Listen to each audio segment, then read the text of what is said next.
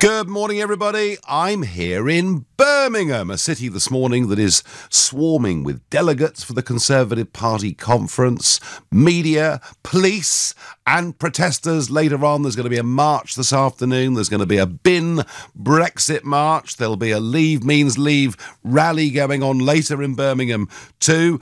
And the Tory party are heading for, I think, a fairly fractious few days. Now, remember last year's conference? Things did not go exactly to plan, particularly given they're a party in government, because during the Prime Minister's speech, out of the crowd came a prankster.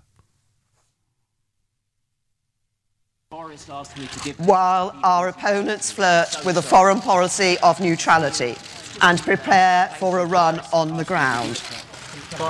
Some people say we've spent too much time talking about Jeremy Corbyn's past.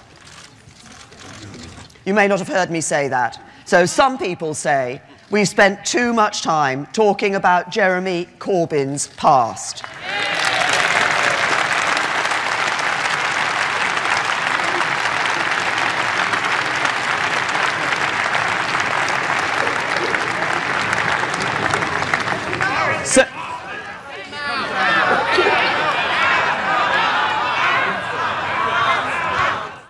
And what was clear about that? I mean, two things. Firstly, how does a comedian get into the Conservative Party conference, and how the hell is he able to walk straight up to the Prime Minister with a P45? I mean, just imagine if that had been somebody whose intent was not to have a laugh and a joke with the message, Boris sent me to give you your P45. So from a security perspective, I found that absolutely toting, utterly extraordinary. And then, up until that point, and let's remember this, up until that point, the Prime Minister had seemed fairly relaxed. As you could hear from that clip, she just did not know how to handle that difficult situation. And then, of course, she started coughing. 10 years after Northern Rock, our economy is back on track. The deficit is back to pre-crisis levels. It sounds as if my voice isn't on track.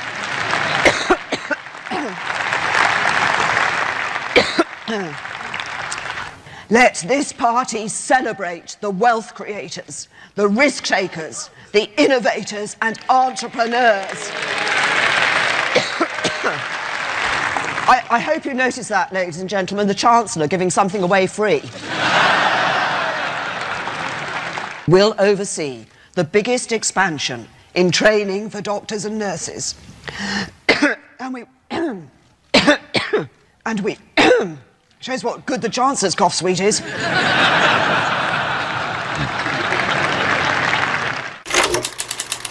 Rock.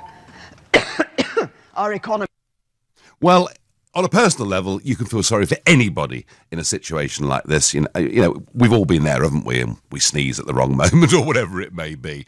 And that was awkward. But what was interesting was she wasn't coughing before the comedian came out to hand her P45. She clearly was knocked very, very off course by it, didn't know quite how to cope with it. Not somebody Theresa May experienced at sort of, you know, public meetings and big events where the unexpected happens, used to a very scripted formula.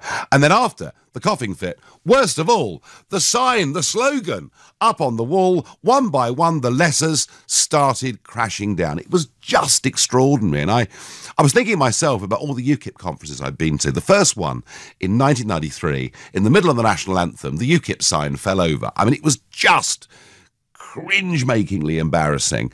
And I was determined thereafter. I was party chairman for many years, and of course I was leader for a decade. And when I was leader, I'd say the week before, right, have we got this done? Have we got that done? Not because I wanted to micromanage it. I wanted to make sure that people knew what their responsibilities were, and we didn't have disasters like that. It's not difficult. It's about appointing the right people. It's actually a very important aspect, it seems to me, of leadership. Now, after that catastrophe of a conference last year, there is, of course, a new party chairman. Brandon Lewis is the party chairman, and it was all going to be different this time, including the launching of a new telephone app that anybody could get into, where you could follow the party conference. And yesterday, it ended in disaster. Tory fury as party faces huge fine for disgraceful data breach. So what has happened is there was no proper password protection for the app, and you could just sign in as Boris Johnson and download all of Boris Johnson's personal details. So not just Boris, but many of the senior members of the cabinet have had their own personal data compromised. I mean, it is an absolute farce, isn't it?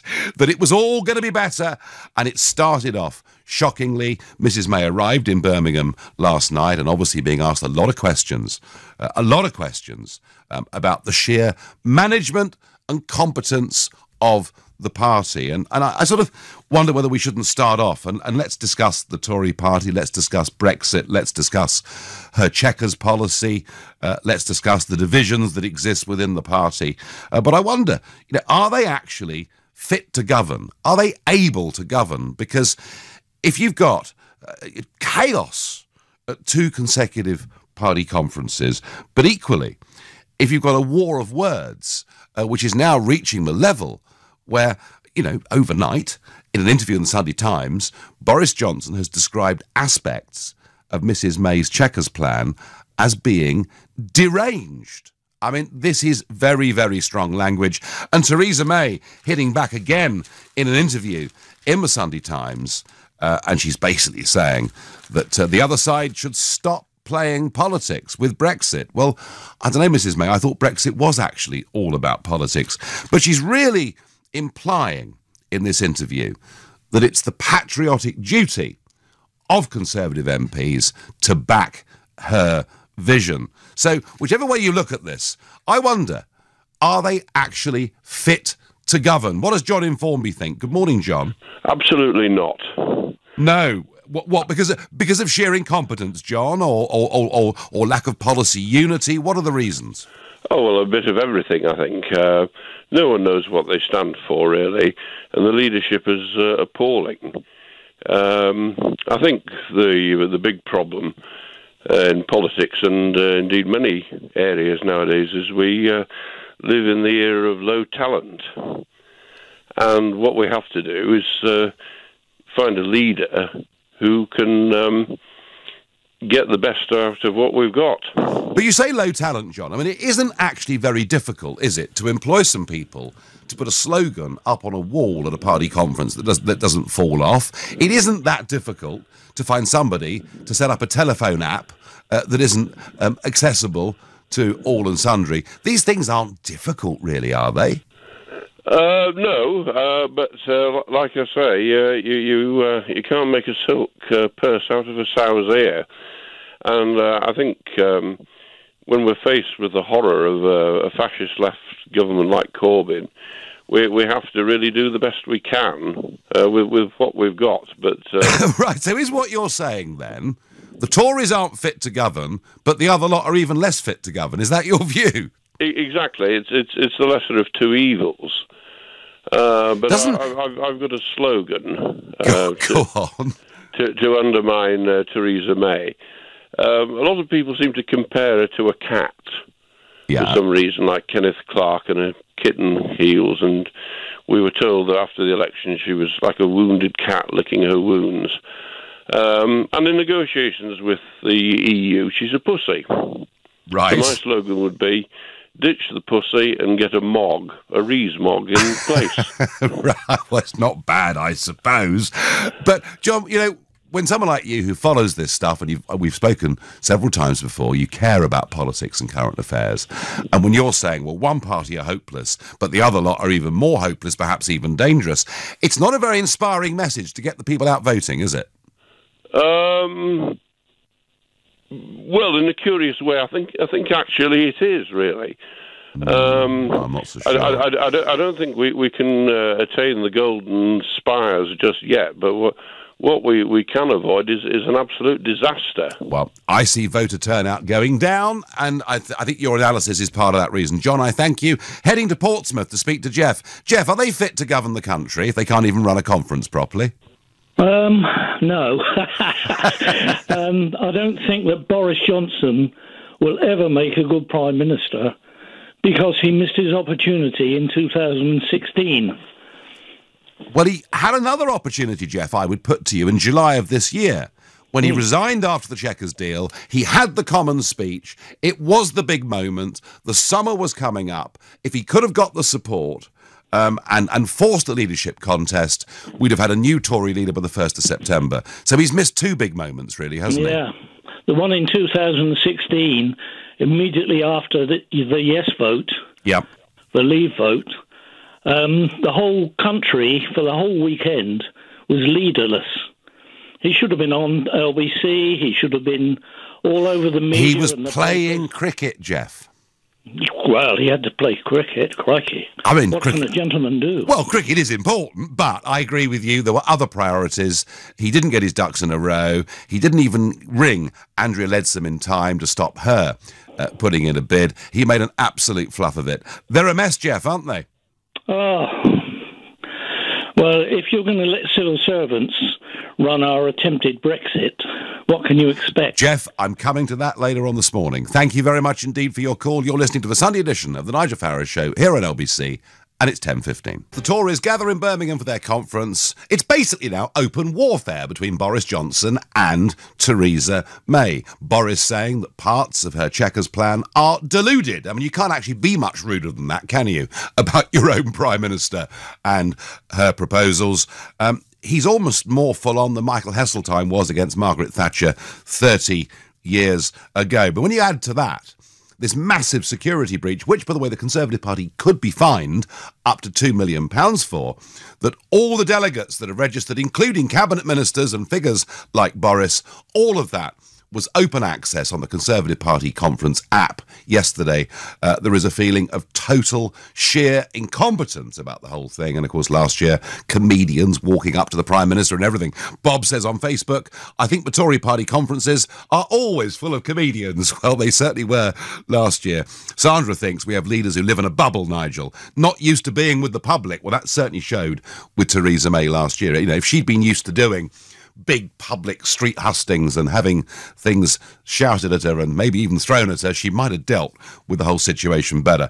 I wonder, are they fit and able to govern the country? Is this all actually about leadership? And I think to some extent it is. I do believe, and it's true, of course, that the fish rots from the head down. I think all the while she's in charge, far from the strong and stable image they tried to portray over a year ago. It's going to be a shambles. Tell me I'm wrong. 03456060973. Catherine by text says, I agree this PM is weak at making a hash of Brexit, but please don't go running away with the idea that somehow a hard-left socialist, practically Marxist government under Corbyn would be any better, nor would they deliver Brexit any more effectively.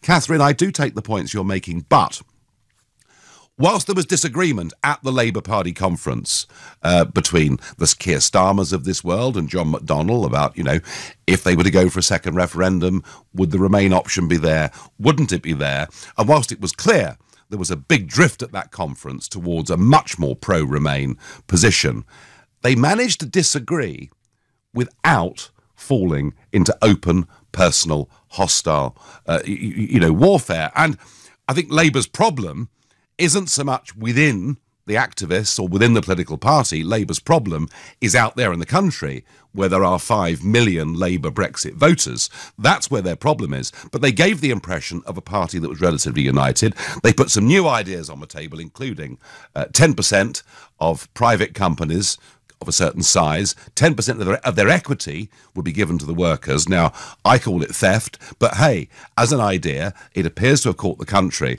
And it's very difficult. And I'm not praising, Catherine, and I'm not praising Labour's economic policies, but it's quite, at least they had some messages coming out from their conference.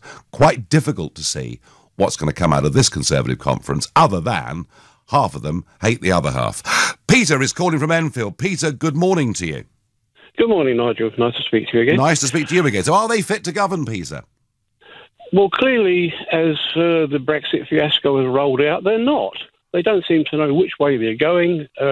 It's a permanent punch-up for want of a better phrase, between themselves. Well, if they can't sort themselves out, how the hell are they going to get the country back on the rails? And the country is off the rails. No, I agree. They can't sort themselves out. They can't stop rowing in public. And they can't even do the basics like organise a conference. And it seems her default position with Brexit is to say to David Davis and people like that who'd spent 2 years working on it, well, your opinion, David, is basically valueless. I'm going to go with the civil service. She's not getting this right at any level. So what's to be done, Peter? Well, God help us from the civil service, but that's a whole other subject. I agree with that.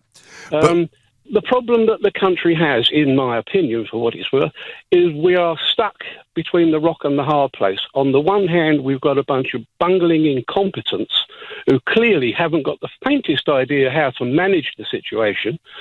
And on the other hand, we've got a bunch of fully fledged racist thugs. And that's a hell of a choice for the country. Racist thugs. Peter, racist thugs is a bit strong, isn't it? Ask some of the Jews then. Well, there may have been elements within the Labour Party who have behaved appallingly. Mr. Corbyn, who spent too much time with very, very bad people. But that's really how you feel about them, is it? Exactly. I wouldn't vote for them no matter what. The problem with that is that it falls by default to a bunch of half-wits. And where the hell are we supposed to go to get the country with some form of leadership to take us forward? So we're at a crucial point in the UK's history with Brexit coming up. And we're looking at, well, I've got to tone it down because it really winds me up, but we are going nowhere. The country is falling down all over the place. It's a mess. No, it is a mess. Utter lack of leadership. Well, Peter, the chance to get rid of her was there in July. We're told there wasn't enough support, but if Boris Johnson had used his resignation speech to say we need a different Prime Minister, it might just have happened. And for Boris now to be posing as the leader, what happens if they get rid of her now? With the timetable, there'd be no time to negotiate Brexit. So it isn't just her, Peter, making a mess of it. I thank you for your passion and for your call. Chris says the Tories can govern the country, but not with this Prime Minister. She'll never be Margaret Thatcher's successor because she's too weak. The country needs someone like Mogg. He's strong. Well, Mogg certainly has strong views and he sticks by them, which I think in many ways, whether they agree with those views, particularly on social issues, people like. What's gone wrong with the Tory party is that the Liberals have infiltrated it. People like Clark and Soubry. Well, Kenneth Clark's hardly infiltrated the Conservative Party. He's been in it since about 1960.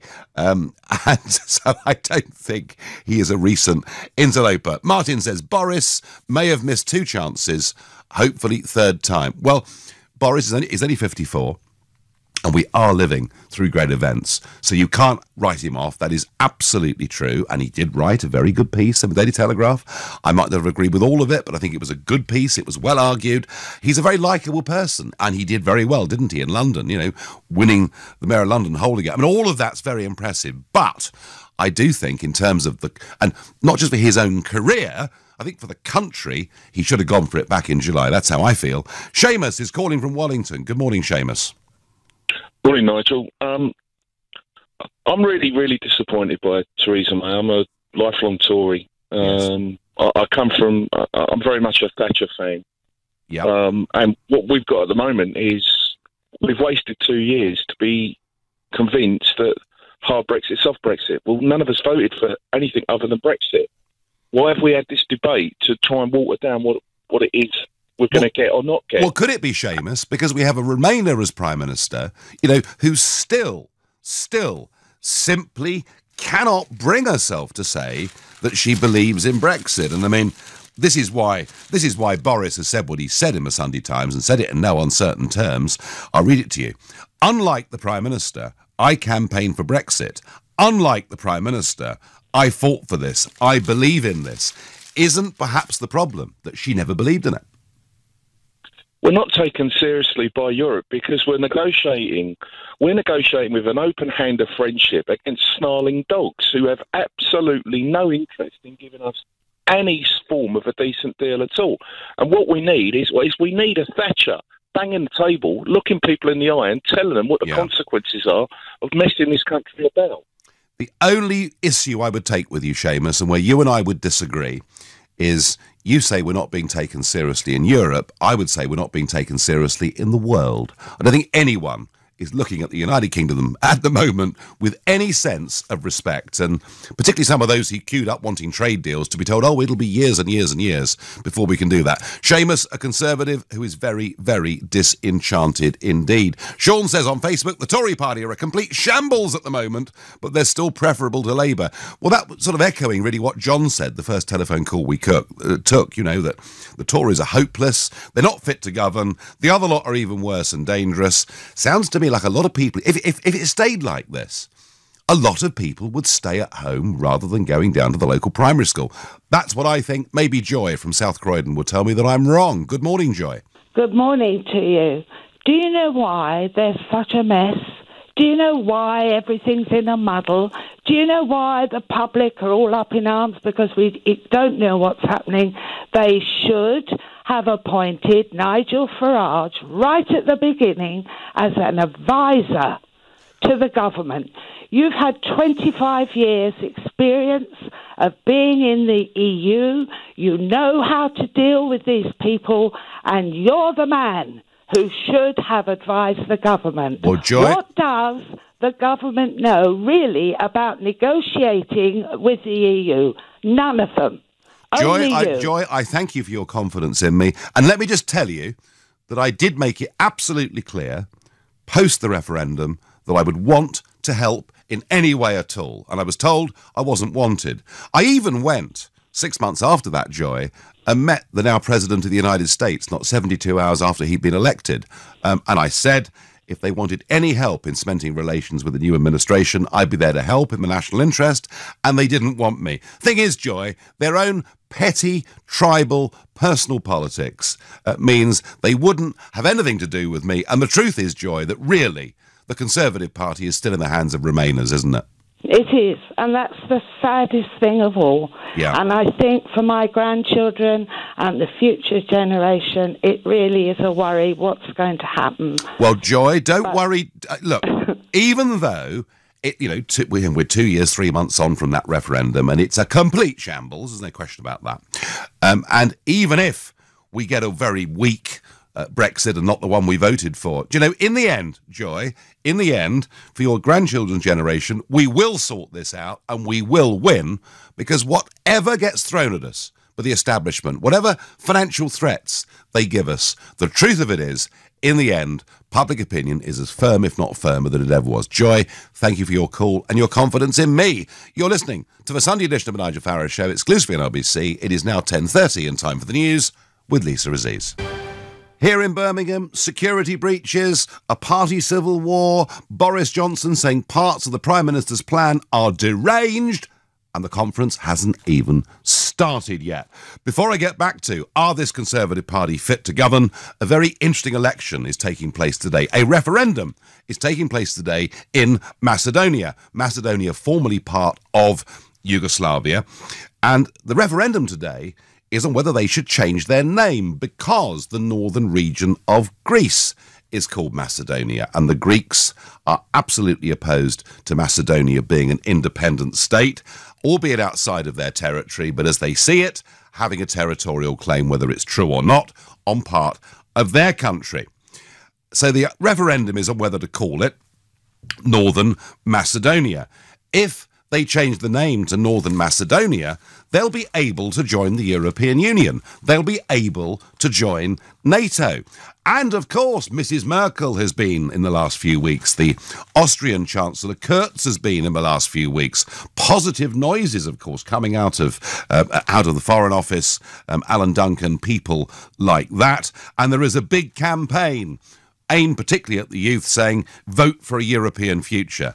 On the other side of the argument, Russia are pretty worried about this, just as they were in a similar debate that took place with the Ukraine.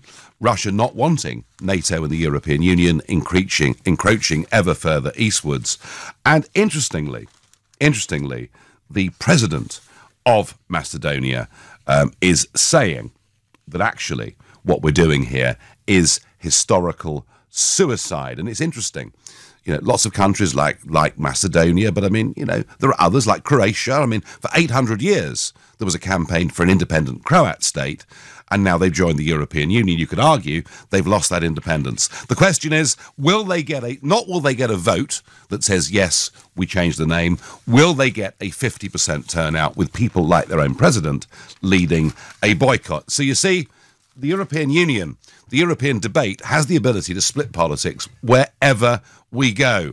Are this lot fit to govern? Is Theresa May fit to be Prime Minister? Just one thought on this. I mean, Boris keeps on attacking Chequers, keeps on attacking the Prime Minister in stronger and stronger tones, whilst at the same time saying, of course, I support the Prime Minister, and nobody actually believes it.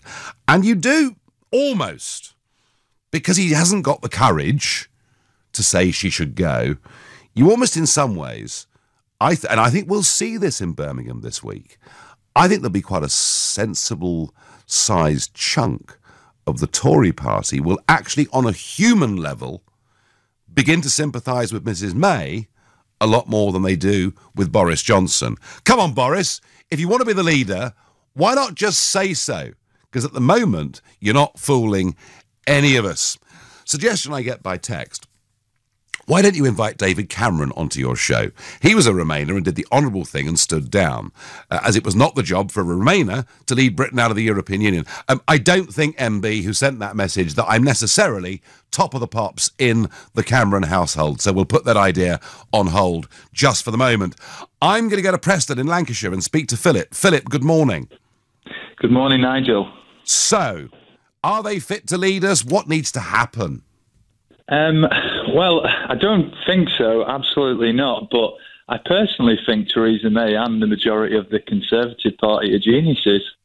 Geniuses? Explain. I think they're doing as purposefully a bad job as possible so the people of Great Britain don't get exactly what they voted for in the referendum. Oh, Philip, come on, that's a conspiracy theory. Well, it is, and my main point is she's done it before in the general election. She did such an appalling campaign. She even started trying to go against the core vote and taking away pensions off elderly people. I genuinely think that what they've done is brilliant. I think it's a big colluded plan by the Conservative Party to do such a bad job so the people don't get what they want. Brilliant. Well, in a way, okay, let me sort of think that through.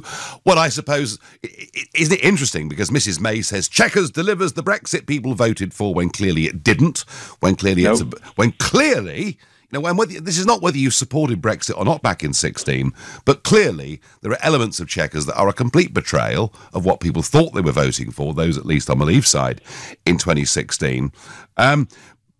But if you, from Preston, can see that she's deliberately watering the whole thing down, there must be many wider more in the Conservative Party itself, the parliamentary party, Philip, not come to that conclusion.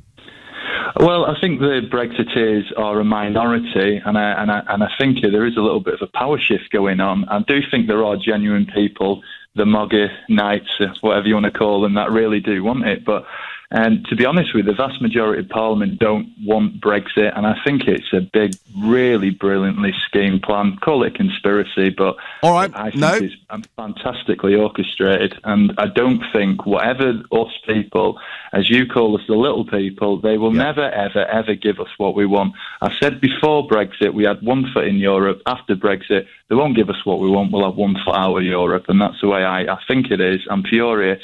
Well, Philip, I promise you, the battle for us to be an independent country is not going to be stopped by Mrs May, whether through sheer incompetence or whether, in your view, a deliberate plan. But it's not going to be stopped. This campaign will not stop until we get independence. I thank you very much indeed, Philip, for your call. Shane says, Mog for PM, May out. Pauline says, Chequers is dead. May is not giving us the Brexit that 17.4 million voted for. Elizabeth says, I don't think anyone is fit to govern the country at the moment. And I think, Elizabeth, there's quite a lot of people saying that. And I'm really worried. I'm worried about our faith and belief in the whole democratic system. I'd be particularly worried about that if a second referendum was called. I think millions would say, what the hell's the point of any of it? But some do have sympathy with May. Brexit is the only political game in town. The country is divided, which makes it virtually ungovernable. I'm no big fan of May, but no leader could run this country at the moment. It's an impossible job. Maybe running the country is tough, but she can't even run her own party conference, and that's really the point, that there is actually an element here of competence. They look pretty useless to me, and the new party chairman, Brandon Lewis, has hardly got off to a flying start. Marcus in Stirling is calling. Am I being too harsh, Marcus? No, for a change, Nigel, you're not being harsh enough. Oh, right, okay. We're at a stage in the game now where no matter, you've heard the saying, no matter who you vote for, the government always gets it. I'm sure you've heard that before. I sure have, Now, we're at a stage now where foreign investors, the mainstream media and the civil service are running our country. Now, if Brexit doesn't happen, it will be somewhat akin to us voting for Party A, and we don't know what we're voting for. It goes through the courts, we'll go through referendum and get Party B. Can you imagine if we hit the powers that be where it hurts, and that being the wallet? Can you imagine if so many Brexiteers like me and the 17.4 million all said, I'm sorry, I've played by your rules, I'm not going to pay my council tax. I'm going to hold you to the same ransom that you have held me. Can you imagine how that would go down? Well, you're talking, Marcus, about law breaking on a massive scale, which, of course, is wrong in lots and lots of ways. But I wonder if people like you, Marcus, were that determined that you were going to break the law and say the devil take the hindmost, how many people do you think would join you? Well, let's look at the last time there was a huge U-turn during the poll tax. Now, whether we both think that was a good idea or a bad idea, you remember the poll tax? I do, Marcus, and I remember the violence in Trafalgar Square. Let's not condone violence. I'm not going down that road. I'm just talking about a peaceful protest that everybody can do, because it will reach that point in the road, won't it? This is a tug of war. And you're talking about dirty tricks. Now, if you said you haven't seen any dirty tricks on the Remain side, then for once I'd be calling you out for not being truthful. Marcus, I've seen lots of dirty tricks, of course I have. There's been dirty tricks, but let's just theoretically then point to this. People get to a stage in the roads, even if they vote for Labour, they get Tory. If they vote for Tory, they get Labour. If they vote for Brexit, they get Remain. Where is it going to end? I'm suggesting if people did something peaceful, the ransom note would turn around from us and the power would go back to the people. If enough people were to contemplate this action, it would certainly not go unnoticed. Marcus, I understand what you're saying. And interestingly, he talked about the poll tax, the poll tax protesters behaving as they did and getting their way. The Countryside Alliance, people turning up in Hyde Park or marching and not even leaving a single sweet wrapper behind, got nothing. But I'd hate to think that's what we had to sink to get change. I still don't think we need to break the law. I still don't think we need to riot. I still think we can democratically ultimately get our way, even if we are in a very sorry state right now. You're listening to the Sunday edition of the Nigel Farage Show here on LBC. It's 10:45. They can't run a conference, so how the hell can they run the country? Brexit has been a mess, and they're all at each other's throats. Nigel, I think the new party manifestos are being prepared as we speak. The real concern is another election. Leslie says, infighting in the Tory party, deselection of moderate Labour MPs by communists. I cry at the state of our parliament. June wants John Redwood as a caretaker leader. I've heard others saying David Davis should be a caretaker leader.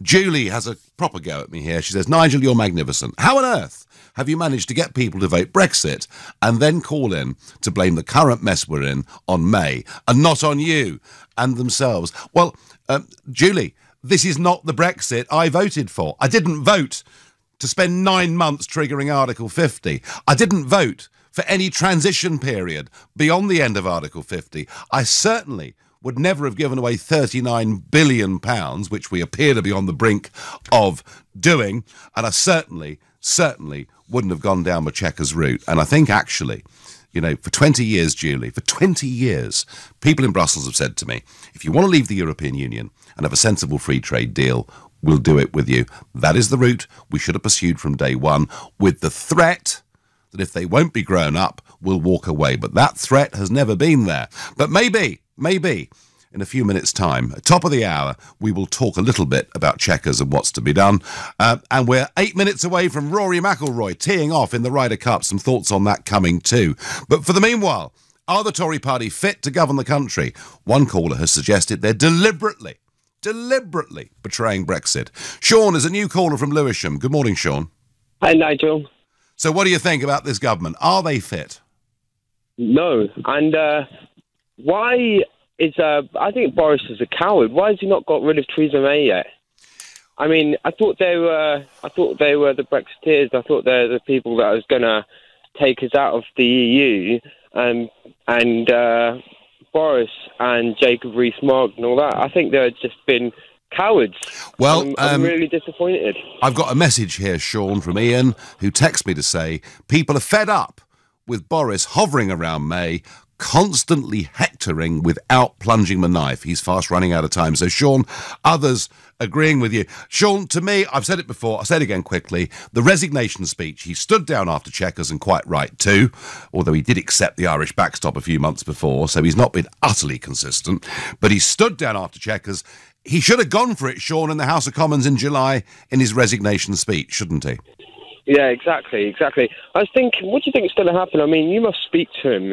I thought you were kind of mates with Boris. I thought you'd be able to persuade him to do something, because at the minute, I think they're just holding back, and I think they're too scared to do anything. I don't know why. No one's getting rid of her. I would say this to you, Sean. I like Boris, but he's not always the most decisive person on earth, is all I can say. Okay, yeah. You know, and that's where we are. I mean, would you like him, Sean? Would you like him to be Tory party leader? Yeah. I think at least he'd have he'd know what he wants to do. Whereas Theresa May, I think she's a coward herself. She's not doing anything. Well, her heart's not in it, Sean. She doesn't believe in it. And I agree with you. At least Boris has something of a plan to deliver Brexit, which is more, frankly, than this Prime Minister has got, despite all of her protestations. Thank you. Tim is calling from Evesham. Good morning, Tim. Good morning, Nigel. Nice to speak to you. Good to speak to you. I've been a Tory voter all my life. I wonder, looking back, thinking about Heath and Major and Heddletine, but there we are. I've always wanted Brexit. I never voted to go in. I think the big mistake was made after the Brexit vote. Parliament, 3/4 of Parliament against Brexit. We should have had a committee led by a Brexiteer, and they should have conducted the negotiations. Wouldn't it have been better, Tim? Wouldn't it have been useful if in delivering Brexit they'd put together a cross-party committee and had people on it who weren't just politicians, but maybe some business people?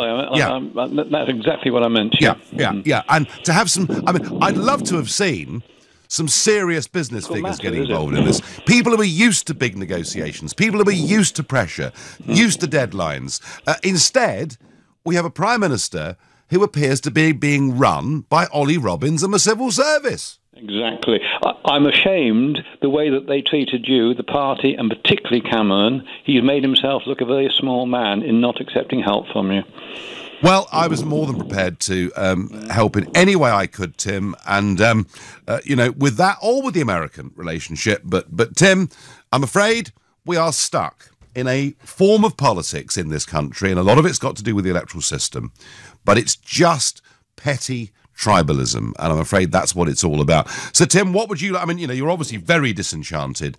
What would you now like to see happen? I would like to see a change of leadership immediately. Even if it prolongs matters, I would like to see Boris, who I think has got the charisma in the country.